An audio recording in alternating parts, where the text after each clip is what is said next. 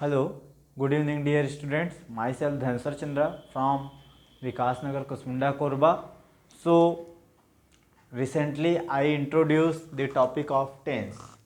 Tense आपके grammar का बहुत ही इम्पॉर्टेंट हिस्सा है, जिसमें यदि आपको आते हैं टेंस तब आपके अच्छे खासे ट्रांसलेशन बन जाते हैं, और यदि नहीं आता तो ट्रांसलेशन आपसे मिस्टेक होगा।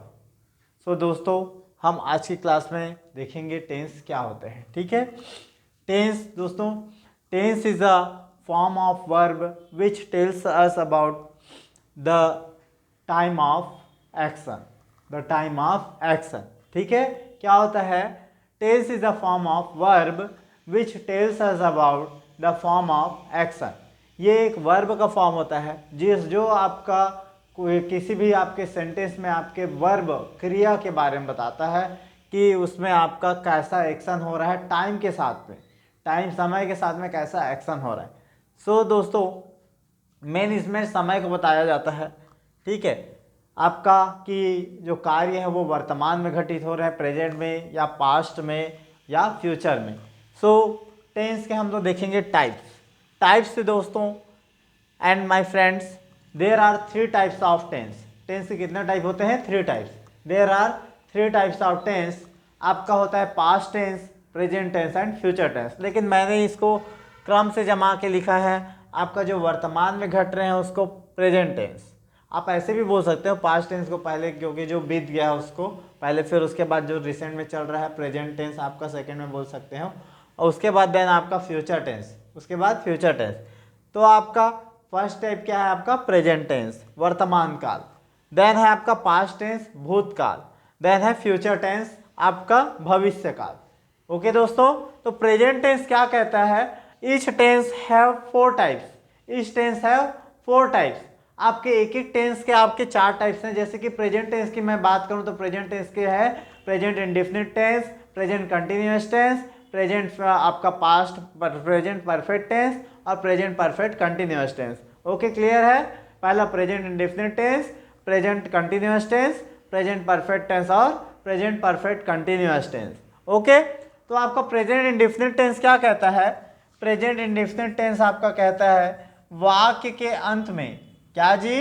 वाक्य के अंत में, वाक्य के अंत में ता है। क्या है इसका आइडेंटिफाई? क्या है आपका? वाक्य के अंत में ता है, ती है, ते हैं, ती हूं, ता हूं, ता हूं इत्यादि आता है, इत्यादि आता है, इत्यादि आता है। तो वहां प्रेजेंट इंडेफिनिट टेंस का प्रयोग होता है। ओके दोस्तों, प्रेजेंट इंडेफिनिट टेंस का प्रयोग होता है। स्ट्रक्चर क्या है जी? स्ट्रक्चर है इसका, लिखेगा subject plus, subject plus, subject plus verb का एस या ई एस। क्या जी? सब्जेक्ट प्लस वर्ब का एस या ई एस फॉर्म, एस या E S form plus object, plus object, verb S या ई एस प्लस ऑब्जेक्ट। दोस्तों, ये verb S या ई एस ये क्या है? वर्ब। वर्ब के बेसिकली आपके 4 फॉर्म होते हैं, मुख्यतः 3 होते हैं, लेकिन बेसिकली आपके पूरे 4 फॉर्म होते हैं। आपके वर्ब का फर्स्ट फॉर्म जिसे प्रेजेंट फॉर्म बोला जाता है, सेकेंड फॉर्म जिसे पास्ट फॉर्म बोला जाता है, वर्ब का थर्ड फॉर्म जिसे परफेक्ट फॉर्म बोला जाता है, और आईएनजी फॉर्म जिसे को बोला जाता है पास्ट पार्टिसिपल फॉर्म। ठीक है, तो आपका जो वर्ब है या एस या ई एस है, इसमें सब्जेक्ट और ऑब्जेक्ट लास्ट में लगने कॉमन है, लेकिन आपका बीच में लगता है हेल्पिंग वर्ब हो गया, वर्ब हो गया, और आपका हेल्पिंग वर्ब, वर्ब का वर्ब फॉर्म, ये सभी लगते हैं आपके स्टार्टिंग में। ठीक है, तो आपका वर्ब प्रेजेंट इंडेफिनिट जो टेंस है उसमें वर्ब एस या ई एस आपका किस लिए लगता है? आपका कोई भी आपका वर्ब है उसको आपका प्लूरल फॉर्म में बनाने के लिए यूज होता है। प्लूरल फॉर्म में बनाने के लिए आपका एस या ई एस का उपयोग होता है। तो ओके, वर्ब एस या ई एस का उपयोग कब होता है? आपका जब कोई भी आपका वर्ब है वो आपका सिंगुलर फॉर्म में उसको प्लूरल बनाने के लिए आपका एस या ई एस का यूज किया जाता है। आपके वर्ब में जैसे कि आपका आता है ब्रांच CH X, ठीक है, और आपका SS, तो वहाँ पास SH, तो वहाँ पास आपका ES लगता है, प्लूरल में ES लगेगा, ठीक है। नॉर्मल Y हो, ठीक है, पहले से जैसे कि मैंगो है, मैंगो का स्पेलिंग MANGO रहेगा तो उसमें ES लगेगा।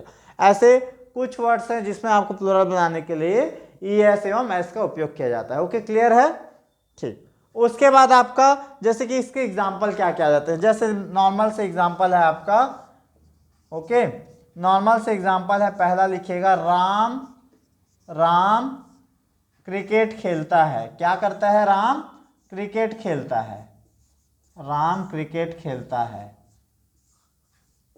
राम क्रिकेट खेलता है। और सेकंड एग्जाम्पल ले लो, तुम खाना पकाते हो, तुम खाना पकाते हो, तुम खाना पकाते हो, पकाते हो गया। तो इसमें क्या हो जाएगा दोस्तों, जैसे कि आप देख रहे हैं फर्स्ट एग्जांपल में राम क्रिकेट खेलता है, क्या हो जाएगा इसका? Ram pledge cricket, Ram pledge cricket. देखो वर्ब के लास्ट में क्या है जी? वाई आया, ठीक है, उसको मैंने प्लूरल बनाने के लिए क्या यूज किया? एस लगाया, राम प्लेज क्रिकेट। ओके, इतना में आपका क्लियर है, ठीक है। देखो राम के लिए सब्जेक्ट हो गया, वर्ब में प्ले यानी खेलना है ना, वर्ब होता है क्या है? एक्शन को रिप्रेजेंट करता है आपका। ऐसा वर्ब, एक वर्ब क्या है? वर्ब ग्रामर का एक ऐसा हिस्सा है जिसमें आपको किसी भी मतलब कार्य का करना पाया जाता है, जैसे कि आपका खेलना, उठना, बैठना, दौड़ना, लिखना, पढ़ना, ये सभी एटसेट्रा। ओके, तो आपका प्लेज, आपका राम प्लेज क्रिकेट। ओके, फिर सेकंड वाला है आपका तुम खाना पकाते हो, क्या हो जाएगा? You कुक्स food, you कुक्स food. Okay, तो ऐसे ही बहुत सारे एग्जाम्पल है, आप बनाइएगा। जैसे कि सीता तेज दौड़ती है, सीता गाना गाती है, पिताजी रोज सुबह चाय पीते हैं। ऐसे अपने से ही बना के देखिएगा, डेली आप 20 से 25 सेंटेंस प्रैक्टिस कीजिए, आपका धीरे धीरे आपका बेस इंग्लिश का मजबूत होते जाएगा। और केवल टेंस ही पढ़ना जरूरी नहीं है, आप मेन आप वर्ड प्रैक्टिस कीजिए, वर्ड से आप सेंटेंस बनाने का प्रैक्टिस कीजिए और वर्ड पावर अपना मजबूत रखिए। जब आप वर्ड पावर धीरे धीरे स्टार्ट अच्छा करते हैं तब आपका अच्छा हो जाएगा इंग्लिश। सो मैं आप लोग को इस छोटी सी वीडियो में बस इतना ही बोलूँगा कि आप वर्ड पावर और ग्रामर पर विशेष ध्यान दें, ठीक है। और आपको वर्ड पावर हम अपनी कोचिंग में सभी स्टूडेंट को 1000 वर्ड पावर देते हैं, और जिससे उन लोग अधिक से अधिक वर्ड जान पाते हैं और उनसे उनको सेंटेंस का प्रैक्टिस कराते हैं specially.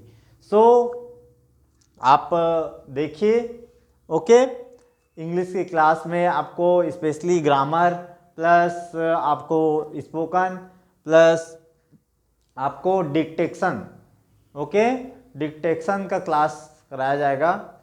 Okay, so thank you everyone.